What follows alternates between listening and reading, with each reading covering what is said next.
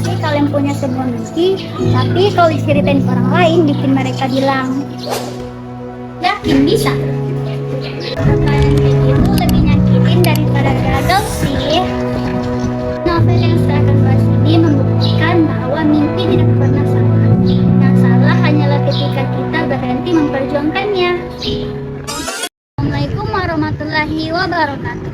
Halo Sobat Literasi, perkenalkan nama saya Revika Sudfatmi dari SMP Negeri 2 Barat. Sebelum beralih ke ceritanya, kenalan dulu yuk sama novelnya.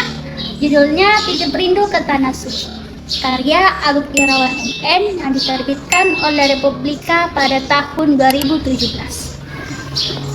Novel ini menceritakan tentang perjuangan Masih, seorang perempuan sederhana yang hidupnya jauh dari kata mewah. Bahkan untuk memenuhi kebutuhan sehari-hari saja tidak selalu mudah. Namun beliau memiliki salah satu mimpi yang besar, yaitu menunaikan ibadah haji. Kedengarannya sederhana, tetapi perjalanan menuju mimpi tersebut tidaklah sederhana. Cobaan datang silih berganti, mulai dari cobaan ekonomi, keluarga, penantian.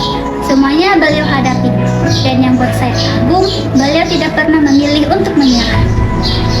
Yang membuat novel ini menarik bukan karena penuh dengan adegan dramatis, justru karena semuanya terasa lebih nyata. Bahasa yang digunakan juga sederhana, tidak rumit, tetapi di setiap kalimat memiliki maknanya sendiri, dan tanpa sadar pembaca hanyut ke dalam cerita perjuangan Masih.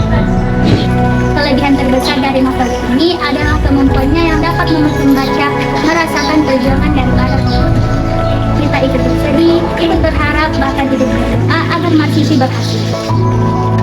Kalau membahas soal kekurangan, menurut saya ritme pada alur cerita berjalan cukup lambat. Jadi, untuk para pembaca yang menyukai plot twist pada setiap babnya, mungkin merasa alurnya sedikit lambat. Tapi, justru pada ritme yang pelan itu, kita dapat merasakan perjuangan dari para tokoh.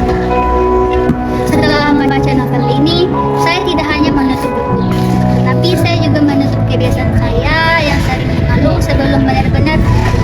Kisah Masih mengajarkan bahwa keterbatasan bukanlah penghalang untuk tetap terus berpikir, bahwa doa, kesabaran, dan usaha akan menemukan jawaban.